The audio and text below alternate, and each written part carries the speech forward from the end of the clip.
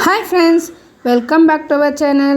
இன்னைக்கு ஒரு அட்டகாசமான சுவையில் சூப்பரான தக்காளியே இல்லாமல் அட்டகாசமான சுவையில் ஒரு சட்னி ரெசிபி தான் நம்ம பார்க்க போகிறோம்.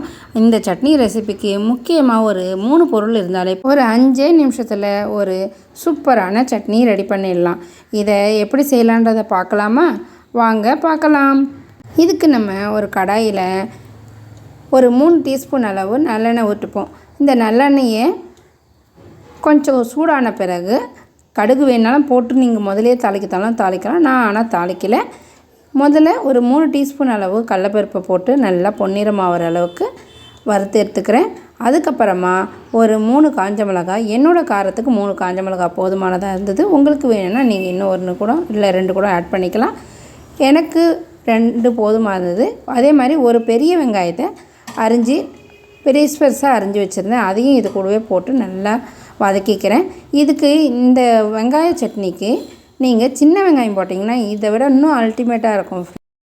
இந்த வெங்காயம், காஞ்ச மிளகாய், கடலைப்பருப்பு இதை நல்லா வதக்கி எடுத்துக்கிட்டு பொன்னிறமாக ஆகணும்லாம் வேண்டாம். வெங்காயம் நல்லா வதங்கினாலே போதும்.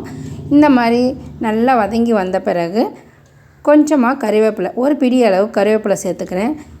இதை அதையும் நல்லா வதக்கிடுங்க. வதக்கிட்ட பிறகு கூடவே ஒரு சின்ன கப் அளவு துருவன தேங்காய் இருந்தது, அதையும் அந்த எண்ணெயிலேயே போட்டு நல்லா வதக்கிக்கிறேன். தேங்காயோட கலர்லாம் மாறணும்னு அவசியமே கிடையாது. நல்லா வதங்கி வந்தாலே போதும்.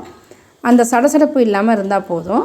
ஏன்னா சட்னி ஊசிடக்கூடாது இல்லையா, அதனால் இப்போ இதை நல்லா ஃபேன் காற்றுல ஆற விட்டுட்டு மிக்ஸி ஜாரில் போட்டு நம்ம அரைச்சி எடுத்துக்கலாம்.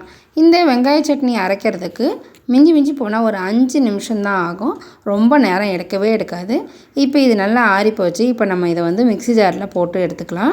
மிக்ஸி ஜாரில் போடுறதுக்கு முன்னாடி இதுக்கு ஒரு கொட்டை அளவு புளி எடுத்துக்கிட்டேன். அதே மாதிரி கொஞ்சமாக உப்பும் ஆட் பண்ணிக்கினேன். அதாவது இதுக்கு தேவையான அளவு உப்பு ஆட் பண்ணி இப்போ நம்ம மிக்ஸி ஜாரில் அரைச்சி எடுத்துகிட்டு வந்துடுவோம். புளி கொஞ்சமாகவே போட்டுக்கோங்க, ரொம்ப புளிப்பாக இருந்தாலும் நல்லா இருக்காது. இப்போ நல்லா அரைச்சி எடுத்துகிட்டு வந்தாச்சு. இப்போ இதுக்கு ஒரு தட்டில் இல்லைனா கிண்ணத்தில் ட்ரான்ஸ்ஃபர் பண்ணிவிட்டு அழகாக ஒரு தாளிப்பு போட்டுடலாம். உங்களுக்கு அப்படி காரம் கம்மியாக இருந்தால் இந்த தாளிக்கும் போதே ஒரு மிளகா கிள்ளி போட்டு தாளிச்சிக்கோங்க. எனக்கு சரியாக இருந்தது 3 மிளகா, அதனால் நான் தாளிப்புக்கு மிளகா கிள்ளி போடல. நீங்கள் கிள்ளி போடுறதுனா போட்டுக்கோங்க. இப்போ ஒரு கடுகு உளுத்தம்பருப்பு போட்டு கறிவேப்பிலை போட்டு சூப்பரான தாளிப்பு ரெடி ஆயிடுச்சு. அதை அந்த சட்னியில் போட்டு கூட இட்லி, தோசை, சப்பாத்திக்கு கூட இந்த சட்னி ரொம்ப டேஸ்ட்டாக இருக்கும். ட்ரை பண்ணி பாருங்கள். இதில் என்ன வித்தியாசம், நாங்களாம் இப்படி தான் செய்வோம் அப்படின்னு நீங்கள் நினைக்கிறீங்களா? அப்படி இல்லைங்க.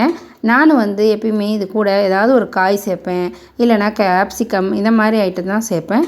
ஆனால் இந்த வாட்டி அது மாதிரிலாம் செய்யாமல் இந்த மாதிரி செஞ்சுருக்கேன். நீங்களும் ட்ரை பண்ணி பார்த்துட்டு இது டேஸ்ட் எப்படி இருந்துச்சுன்னு சொல்லி கமெண்ட்டில் சொல்லுங்கள்.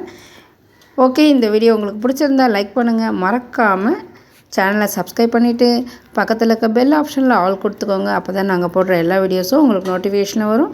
உங்கள் ஃப்ரெண்ட்ஸ் யாருக்காவது தேவைப்பட்டால் ஷேர் பண்ணிவிடுங்க.